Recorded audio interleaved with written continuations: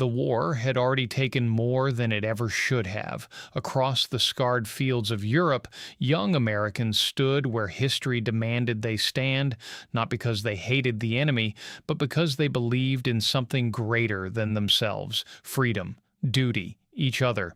The Argonne Forest was no place for boys. Thick trees swallowed light, mud swallowed boots, smoke clung to the air like a permanent shadow. Every step forward was earned in blood.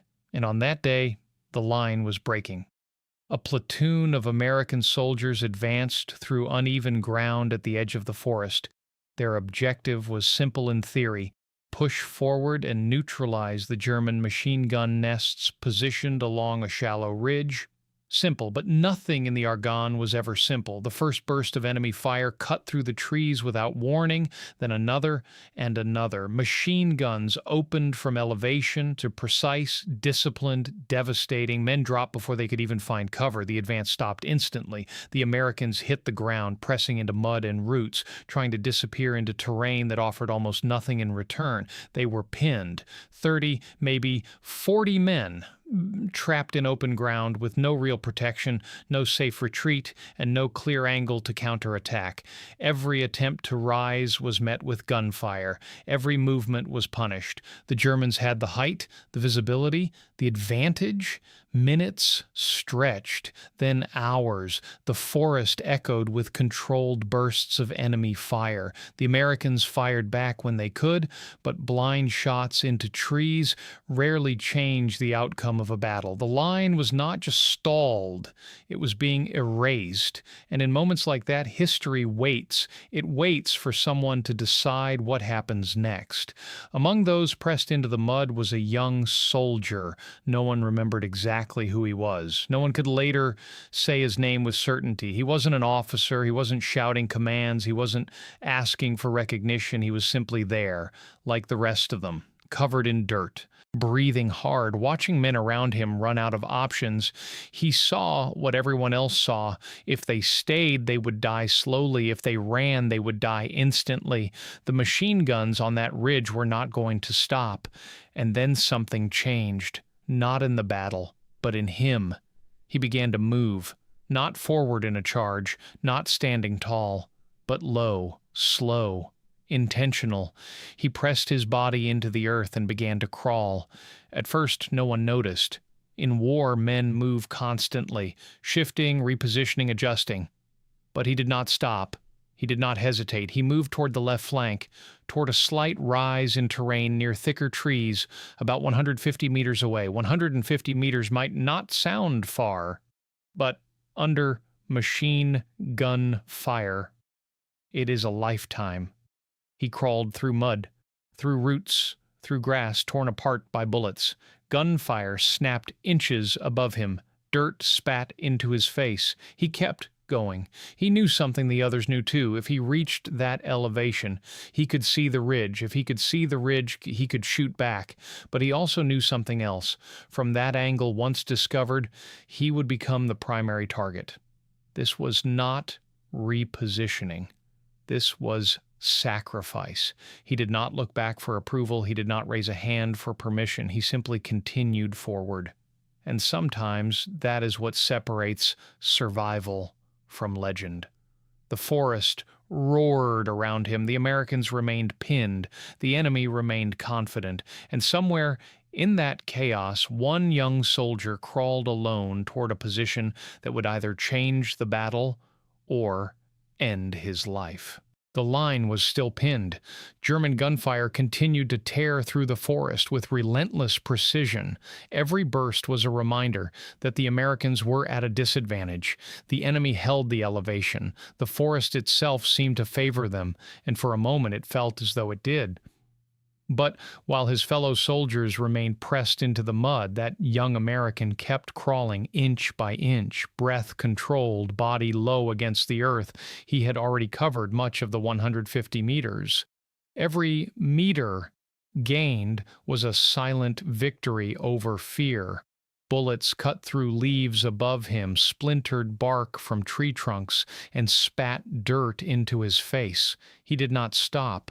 He did not look back. He did not wait to see if anyone was watching. He moved because he understood something simple and undeniable. If no one did something different, every man on that slope would die exactly where he lay. Finally, he reached the slight rise near the denser tree line. It was not high ground in the grand sense. It was not fortified, but it was enough. From there, for the first time, he could partially see the ridge where the German machine guns were positioned. He adjusted his body between roots and brush, cleared mud from his sight, took one steady breath, and fired. A single shot cracked through the forest, not a wild burst precision. One German soldier fell from the elevated position. A second shot followed moments later. Another enemy was forced down. Confusion began to ripple across the ridge. The Germans had not expected fire from that angle. They did not know how many men were on that flank. They did not know if they were being flanked entirely. And he knew exactly what he was doing. He did not fire too quickly. He did not reveal a pattern. He shot, shifted his position slightly, slid a few feet through the brush, fired again. With every round, the Germans redirected more attention toward the left flank. The pressure on the American platoon slowly began to ease. The men pinned in the mud noticed it. The concentrated fire on their position weakened. Some were able to crawl toward deeper depressions in the ground. Others reached fallen logs. The line that had been collapsing began slowly to breathe again. And alone on that flank, he maintained the illusion for 1 hour, then 2. He kept the Germans uncertain, divided, searching for a threat that seemed to exist in multiple places at once. Every time they believed they had located him, he had already shifted.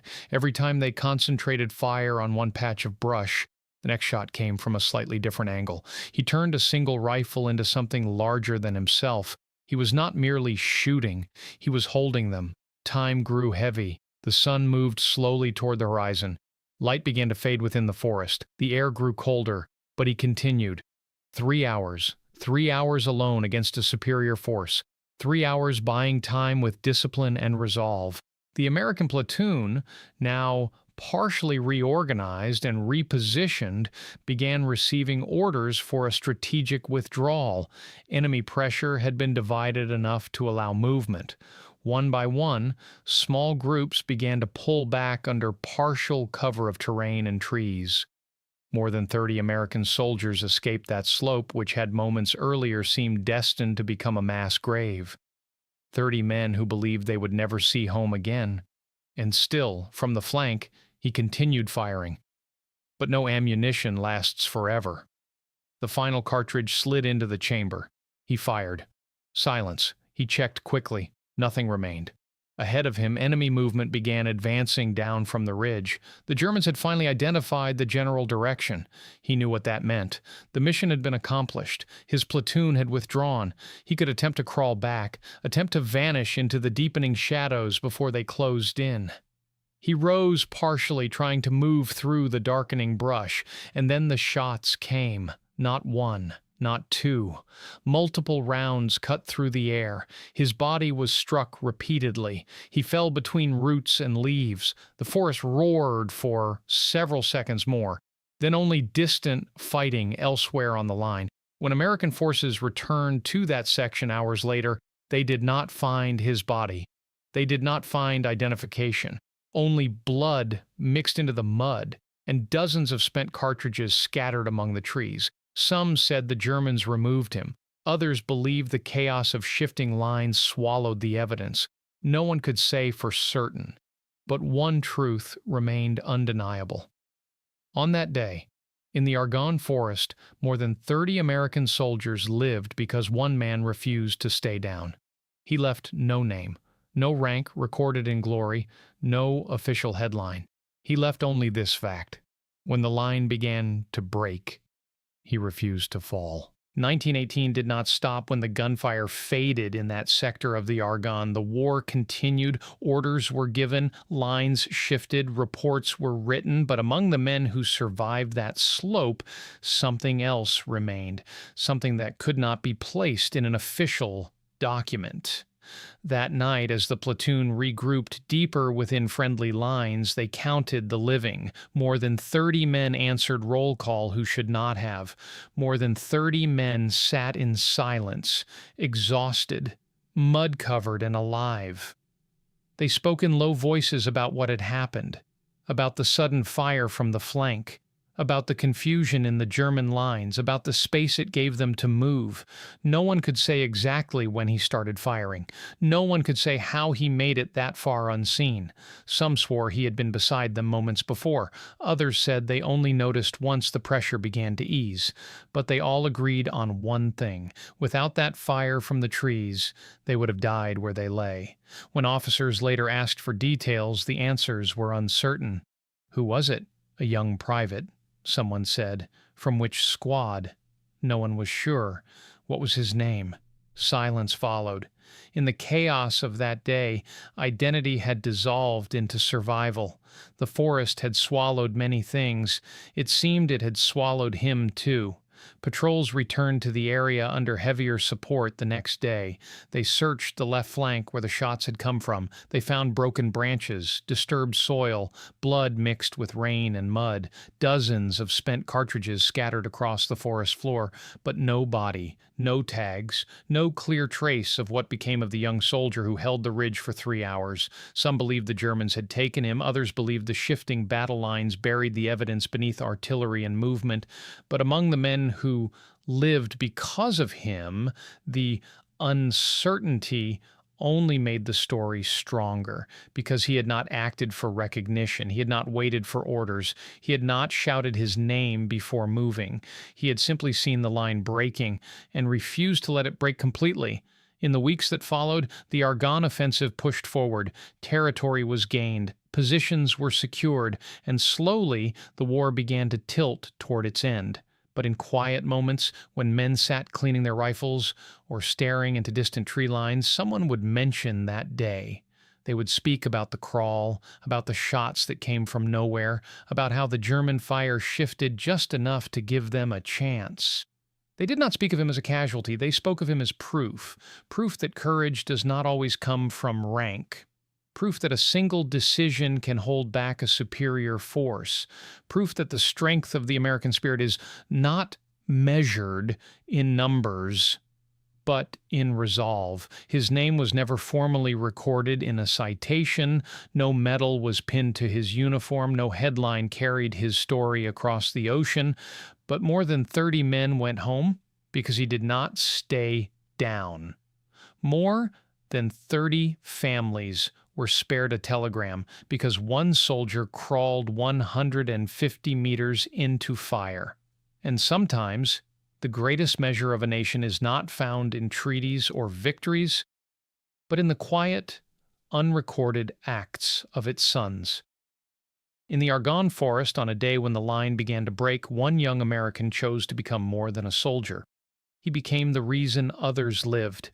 And though history may not know his name, the men now walked off that slope, carried his legacy with them for the rest of their lives. 1918 would eventually come to an end. The guns would fall silent. The treaties would be signed. The world would try to rebuild what had been shattered.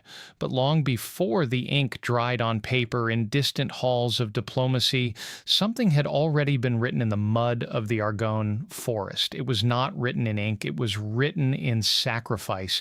More than 30 American soldiers walked away from that slope alive. They carried scars, they carried memories, and they carried a story they would tell for the rest of their lives. A story about the day the line was breaking, about the moment when hope was thinning and survival seemed unlikely, about a young soldier who did not wait for permission, who did not shout for attention, who did not hesitate when others were pinned beneath machine gun fire. He crawled 150 meters into danger. He turned a single rifle into a shield for his brothers. He held a superior force for 3 hours. And when his ammunition ran dry, he tried to move again, not away from danger, but through it. His body was never found. No official citation recorded his name. No ceremony honored his sacrifice in that moment. But more than 30 families never received a folded telegram because of him. More than 30 sons, fathers, and brothers returned home because one American chose courage over safety. History remembers generals, it remembers battles, it remembers the rise and fall of nations. But sometimes the true measure of a nation is found in the unnamed soldier who refuses to let his brothers fall. In the forests of France, when the line began to break, one young American proved that the strength of this country does not live in monuments or speeches. It lives in men who act when no one is watching, men who move when others cannot, men who stand when the ground itself seems to give way. He had no headline, no medal pinned in ceremony, no grave marked with certainty. But he left something greater than a name. He left proof, proof that American resolve does not falter easily, proof that loyalty can outweigh fear, proof that freedom is often protected by those history cannot fully identify.